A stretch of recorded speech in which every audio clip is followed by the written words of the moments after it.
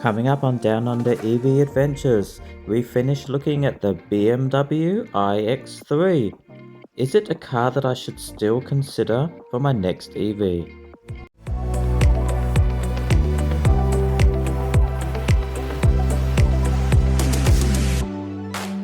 Welcome back everyone to the channel. This is episode 109 where we have a look at the BMW iX3.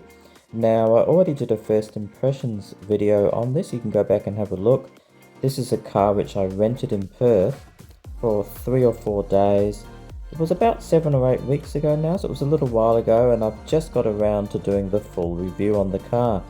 Now, one thing, when I rented it, I wasn't exactly sure how old the car was. It had clocked up quite a few Ks. I thought it was perhaps 2 years maximum old, but I since discovered it was actually 3 years old. So interesting. I wonder if car rental companies are going to use EVs for longer, or if they're going to go down the route of petrol cars and still turn them over quite quickly. Anywho, let's join me in real time as I discover a little bit more about the car. Okay, so the first thing I wanted to say was I managed to find out the build date. So I thought it was a 23 model perhaps, but you can see here July 22, so coming up actually to 3 years old. I do like the illuminated scuff plates. The seats, I would say, are not as comfortable as some other EVs I've driven. Certainly not as comfortable as the Sea Lion or the Tesla. And as you saw in the first impressions, the interface on the GPS is not particularly fast. It's actually quite slow. Even when you're driving along, it's slow to catch up with you. Kind of like some of these highlights that they've got. One of the things I do like about this car is the space. It reminds me of a Forester from about 6 or 7 years ago, Subaru Forester. So the roof line here is very high, so you've got plenty of room. And I'm in the back here, and you can see there's a fair bit of leg room here. If space is what you need for a family, this would be great. You've got a couple of aircon vents, a couple of chargers, USB-C. You've got map pockets here. Or you can put phones and stuff in them. Then you can see you've got speaker in the door there, another highlight here. So there's your automatic tailgate. Very similar on a lot of cars these days to have those two switches. I'll put on the screen again how big it is, but over 500 litres. And there you saw the storage compartment. You got a little nifty hook there for shopping if you want. And of course the seats fold down. It looks like you've got a 40-20-40 split seat there.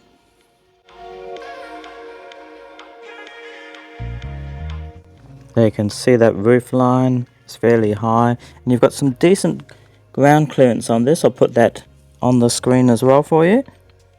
The wheels, not a huge fan of the wheels. I think there's better ones out there.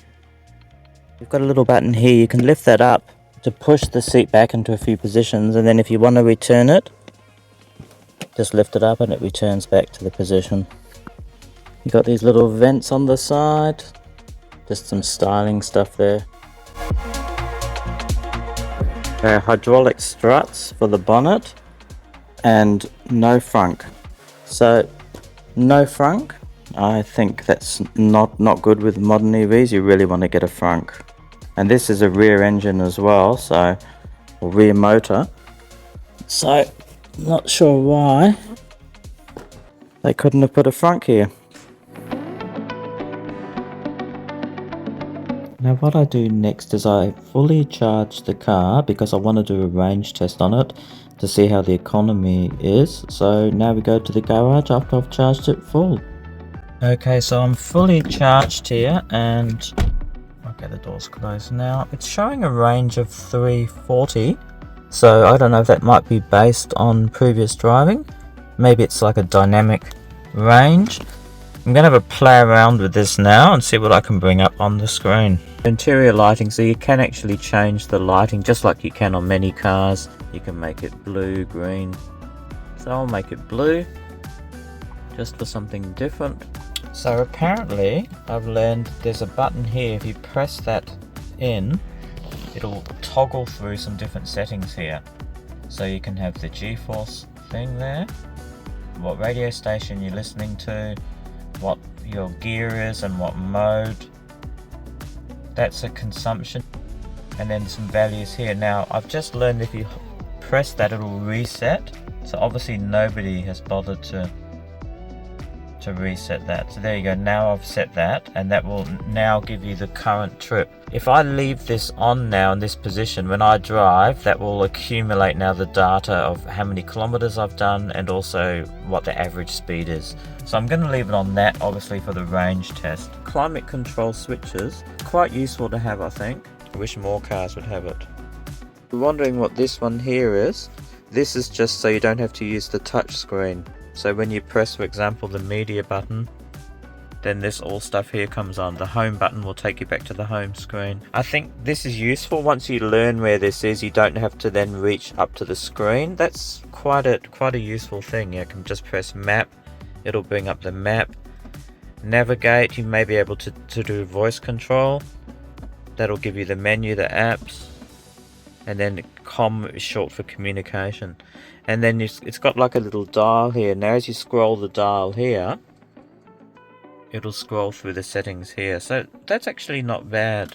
I think you could get used to that fairly easily, and that would help you when you're driving along. So that's a tick in my box. And now let's join me outside as I go through a few more features. Navigate to 15 Perium Close, Parmelia. First tell me the city, then the street and house number. For example, London, Park Lane, 70. Parmelia, Perium Close, 15. I've selected Parmelia Perium Close 15. Get started. Okay, so voice activation works. So I couldn't fit this wheelchair in the back here. I've had to fold the seats down to try and get it in there. So yeah, I've had to fold all the seats down. There's just a lever there. Would have been nice not to have to fold them down, but at least you can get it in there. So yeah, quite a bit of space once you fold the seats, but obviously if you're carrying, you know, people in the back, that wouldn't be ideal. So yep, that's the wheelchair test. So there's more highlights there in the middle, and as I mentioned before, there is a phone placed there, a couple of drinks holders as well. That's the center storage there, so you got a little bit of storage. And I just feel like this is a little bit clunky, so I wonder if the newer model has a better interface with it.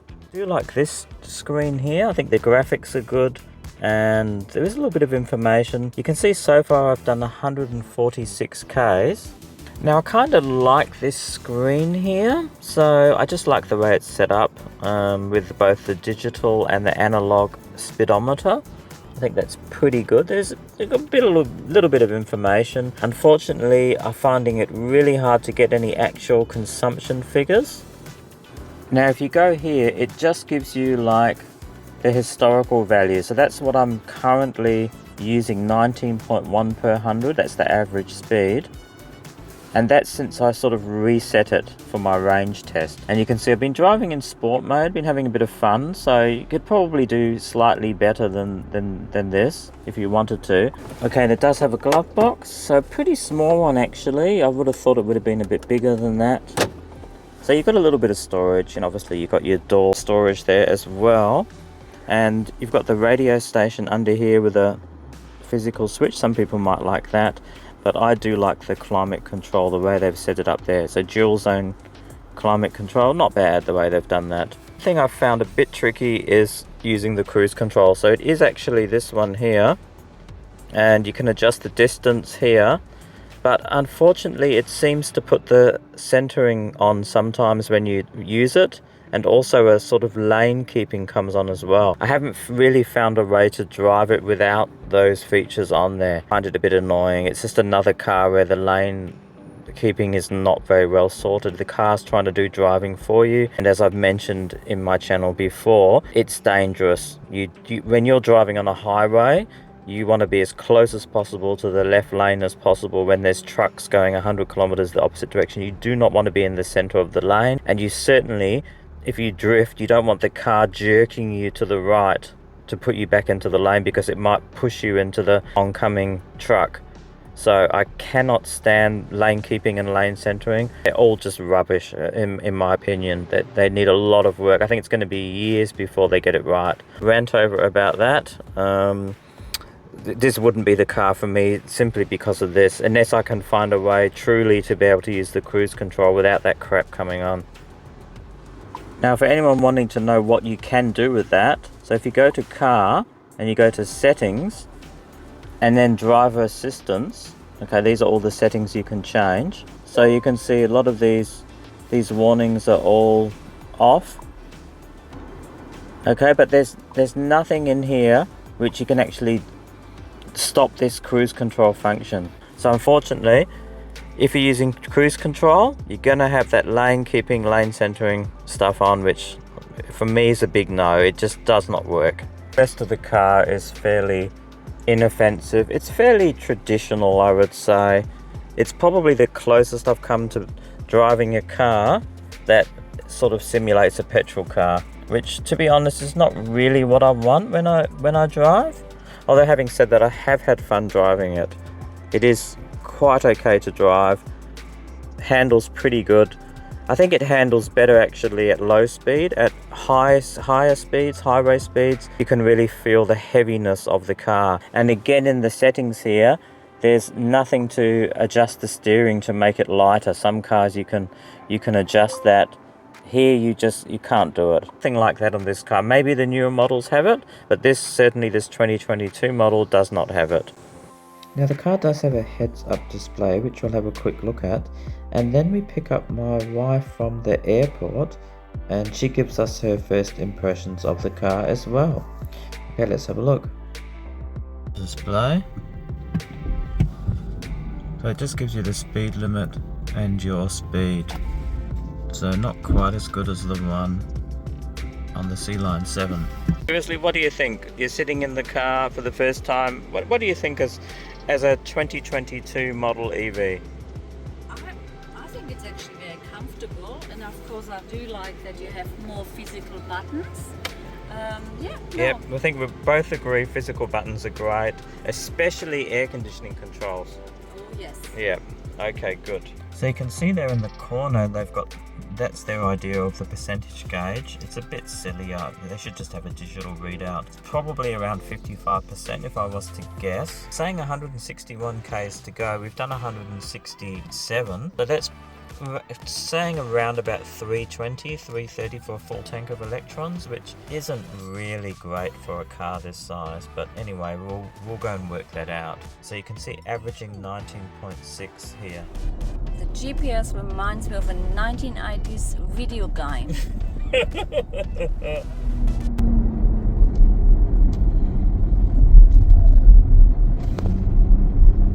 How about that stupid artificial engine noise there? Couldn't work out how to get rid of that either. So I'm going to the airport later, and that's the final odometer. So I'm going to do the reading and the economy from here.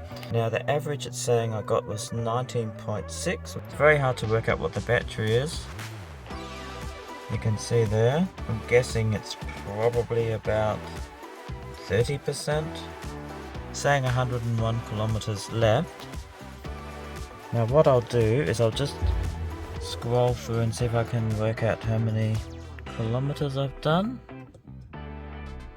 There we go, so that's the final kilometers that I did. 244.3 kilometers. It will be a bit more because I've got to drive to the airport, but I'm going to do the final recording here. So I'm going to go away and work out roughly what that is. I'm not sure how I can get a more accurate percentage than that, but it's all just going to be a rough estimate.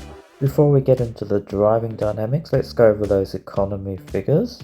So it's an 80 kilowatt hour battery, but only 74 usable, which I found surprising. 70%, 51.8 kilowatts to do 244.3 kilometers, means 21.2 kilowatt hours per 100 kilometers, which really isn't great economy. It really doesn't help that it doesn't have a digital percentage gauge, which means these figures are extremely rough.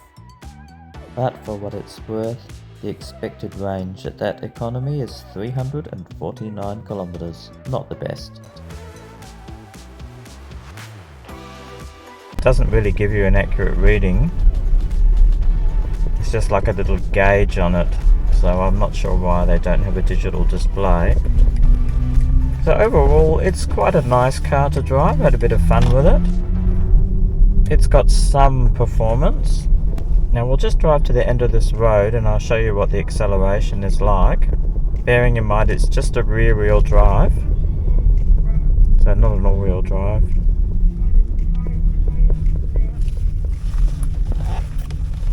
And the turning circle is not as good as some cars I've driven.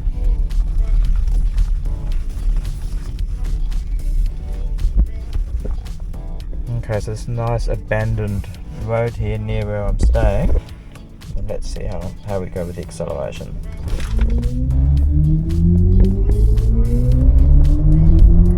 So you can see it's got a fair bit of grunt there, a little bit faster than the Atto, but not as good as, say, the Volvo that I drove this morning. Probably won't be as good as the Sea Lion 7 Performance, which hopefully I'm getting into in the next couple of days. But, you know, it's probably more than adequate for most people. Surprisingly agile for a big, heavy car. I'll put the weight on the screen for you. But I do feel that heaviness when I'm on the freeway. I don't think they've quite got that right on the car either. Just the weight of it, it doesn't feel that well balanced. So all in all, it's not a bad car. I'll put the pros and cons coming up at the end of the review, and you can see what I have to say about the car. Okay, now it's time to have a look at the pros and cons as I saw the BMW iX3. Starting with the pros, so the space is great on this car. It's got it's quite a nice size, I think, so good for families, and the ground clearance was pretty useful, so if you're going down a dirt track that would help you. Now both my wife and I love having physical buttons on a car. I can't see any reason not to have them. I mean, they work great, and that's why we're not enamored with brands such as Tesla and Xpeng. Now, this car really excels at lower speeds. It's very agile. You don't really notice the weight when you're going those low speeds, so it really excels just driving around, going around roundabouts. Very nice to drive. So once you sort of get to freeway speeds, not so good. Okay, moving on to the cons. There's quite a lot, but we'll just give you a few of them. So starting with the economy and the range, I don't think the battery is really large enough on this car, and as a result the range wasn't that impressive either.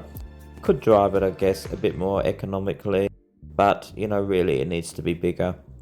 The lack of all-wheel drive, so they don't have an all-wheel drive model in the iX3 at the time of recording this. I think they really could use one though in their lineup to make this competitive against the Chinese models. Now the lack of comfort, I didn't think it was that comfortable, the seats to drive, which is pretty unusual because it's a BMW. You would expect it to be a bit more comfortable, but comparing it to a lot of other cars, it's not that comfortable. The software, the central screen, very clunky, and you know, comparing it to the Chinese brands, they certainly do it a lot better. So in conclusion, I'm not sure how many cars they will sell, because given its price point is, you know, above $80,000, pretty hard to see the value when you stack it up against some of the Chinese brands. And you know, you'd certainly get a lot better software with those cars, and you know, I feel that some of those Chinese brands would be a lot better, and you can see why people are flocking to them, because you know, cars like this, they have a premium, but I've seen premium cars and I don't think this is really a premium EV. So sorry BMW, it just wasn't really, it's not a very good package in my opinion. But that's just how I saw it. I'm sure there are some people out there who this car would be perfect for, but certainly it's not for me. Now coming up, we do have my reveal of the EV I did buy, so you've got that episode to look forward to soon. And I think that's it for today's episode. It's been quite a long one, so thanks for sticking with me. Really appreciate it. And as usual, please take care out there. It is school holidays at the moment, in Western Australia, so be careful out there. Alright, we'll leave you with Zoe, and we'll see you soon with more on Down Under EV Adventures. Bye for now.